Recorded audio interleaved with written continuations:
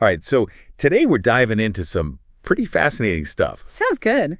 You sent over this blog post by David, who's basically saying goodbye to sports betting Yeah. and checking out this whole prediction market thing. Interesting. And what really caught my eye was this concept of complex adaptive systems that David keeps bringing up. Where it's like they're seeing these hidden connections between betting, financial markets, even things like traffic patterns. Yeah. I see what you mean. So what's the deal with these systems anyway? What are we talking about here? Well, it's a way of looking at systems where you have all these individual parts interacting in ways that you can't really predict. Okay, so like tons of moving pieces. Yeah, exactly. And the crazy thing is, even though each individual action might be totally random, the system as a whole often develops these like emergent patterns. Emergent patterns, I like that. And those patterns, that's where people like David really get hooked. Makes sense. So it's not just about crunching numbers. Yeah. It's about trying to understand how all these different pieces fit together. It's the bigger picture. Exactly. And David gives this great example of evaluating a stock that's trading at something like 50 times its earnings. Wow. Yeah, that's high.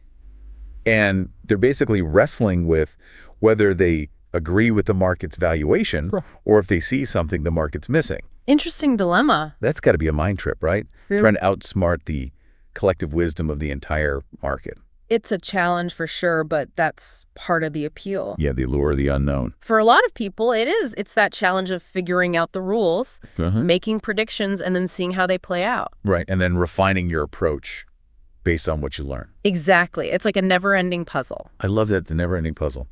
Okay, so we've got these complex systems where the game never really ends. Right. But here's where it gets even more interesting. Okay, what's that? David is actually walking away from sports betting, even though they obviously love this whole analysis and prediction game. So why would someone do that? That's the big question, right? Why walk away from something you seem to be so good at? Exactly. And David actually lays out a few reasons. Okay, let's hear them. The financial rewards aren't as exciting as they used to be. Okay, so diminishing returns. Yeah.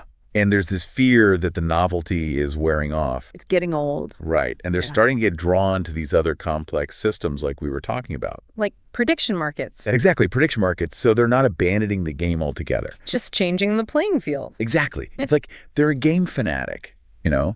Oh, yeah. I see the connection. Like that Paul Tudor Jones quote you showed me, remember? Okay, the one about playing games. I got to be a trader. Probably because when I was really, really young, I was a game fanatic. I just love playing games. That's the one. I feel like that sums up David perfectly. It really does. Like the thrill is in the challenge. It's the puzzle. Right. And that speaks to a bigger point about the whole psychology behind betting and investing. Definitely. Because for some people, it's all about the money. Winning big. Right. But for others, like David, it seems like the real draw is the intellectual challenge. The satisfaction of being right. Yeah. And the constant learning. Always improving. So it makes you wonder. What's that? If you're into sports betting or even day trading, is it really about the money in the end? Or is it more about proving to yourself that you can crack the code? It's a good question. It's probably different for everyone. Like, what's driving you? Yeah, what's the motivation? Okay, so we've got David moving on from sports betting, getting interested in these prediction markets. Right, a whole new game. But before we jump into that, there's this whole other side of David's story. Oh, yeah. That I found kind of bizarre. What's that? U.S. tax policy on betting. Oh, yeah. That can be a bit of a rabbit hole. Seriously. Who knew it was this weird? It definitely has its crooks. So David mentions that in a lot of countries, it's like Canada, Austria, they tax the sports books directly. Makes sense. It seems pretty straightforward. Yeah, simple and efficient. But here in the U.S., it's different. We make the bettor responsible for reporting their winnings. Their gross winnings. Their gross winnings, not even their net winnings. Wow, yeah. That's a big difference. It seems like that would lead to a lot of underreporting. It definitely raises some questions about how effective that system really is. Right, like how much are people actually reporting? Exactly. And David makes a pretty strong argument that shifting the tax burden to the sports books just makes a lot more sense. I'd agree with that. They're already tracking every bet, every win, every loss. They have all the data. It seems like they'd be in a much better position to accurately report the winnings and make sure the government gets its cut. Yeah, and it takes the burden off the individual bettor. Plus, taxing the sports book doesn't discourage people from betting. That's true. So it could actually lead to more tax revenue. Yeah. It's exactly a win-win for everyone involved, except maybe the sports books. I guess they might have a different perspective. Yeah, probably. But makes you wonder why the U.S. takes this totally different approach. It is a head-scratcher. David even jokes about the Puritan origins of the U.S. maybe playing a role. Interesting theory. I'm not sure how much historical weight that holds. Probably not much. But it's wild to me that other countries have figured this out in a way that seems both efficient and fair. It does make you wonder. And here we are in the U.S. sticking with this self-reporting system. That seems ripe for interpretation. Yeah. Shall we say creative interpretation? Maybe. Okay, so we've got complex adaptive systems, the psychology of betting, and now this unexpected detour into the weird world of U.S. tax policy. It's all connected. All this from one blog post. David's given us a lot to think about. David, you are a goldmine of deep dive material. I can't wait to see what else we uncover. Me too. This is just the tip of the iceberg. It's amazing how much David's dug up here. I know, right? So many connections. I'm still thinking about that whole U.S. tax policy thing. Yeah, it's pretty wild. But for now, okay, let's switch gears back to these prediction markets. Prediction markets, yeah. You're familiar with these things, right? Oh, yeah, I've been following them for a while. Okay, because I got to admit, I'm still a little fuzzy on how they actually work. Well, it's like crowdsourcing the future. Crowdsourcing the future. Okay, I like that. Yeah. But, like, I get betting on whether something will happen. Right. But how do you make a market out of that? Well, think of it like the stock market. Okay. But instead of companies, you're trading contracts on events. So instead of buying shares of Apple, exactly, you're buying a contract on whether Apple will release a new product. Exactly. Okay, that's starting to make more sense. So let's say there's a prediction market okay, on whether a certain candidate will win an election. Okay, I'm following. You can buy a contract that pays out if they win, Uh-huh. or you can buy one that pays out if they lose. So you're basically betting on the outcome. Right, and the prices of those contracts go up and down. Based on what? Based on how many people are buying and selling them just like stocks. So if more people think the candidate is going to win, then the price of the win contract goes up. Makes sense. And the more confident the crowd is, yeah, the closer the price gets to its full value. So if it's a sure thing, the contract will be worth basically $1. And if it's a long shot? Just a few cents. So it's like a giant real-time poll. Exact. Where people are putting their money where their mouth is. That's a great way to put it. I like that. Okay, so that's how the market works. Yeah. But is this whole wisdom of the crowd thing legit? Well, the theory is that the crowd is often more accurate than any individual expert. Really? Yeah, and there's actually been a lot of research on this. So it's not just a hunch? No, there's some science behind it. Okay. I'm intrigued, and David specifically mentions Kalshi. Kalshi. Yeah. Which is one of these prediction market platforms. One of the leading platforms right now. And they have markets on all sorts of stuff. Oh, yeah. Everything from election results to economic data to product launches, even stuff like, will the Fed raise interest rates? Wow. So it's not just like who's going to win the Super Bowl. No, it's a lot broader than that. So David's ditching sports betting? Seems like it. Which they seem to love. Right. And they're getting into Kalshi. So what do you think is the big draw for them?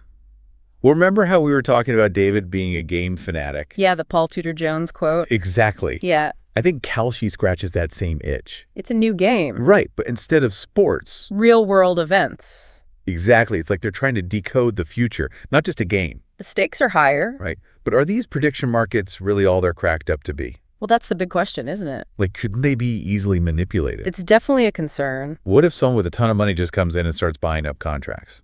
Yeah, trying to drive the prices in a certain direction. It seems like it would undermine the whole thing. It could, and that's one of the big debates around prediction markets. So how do you prevent that?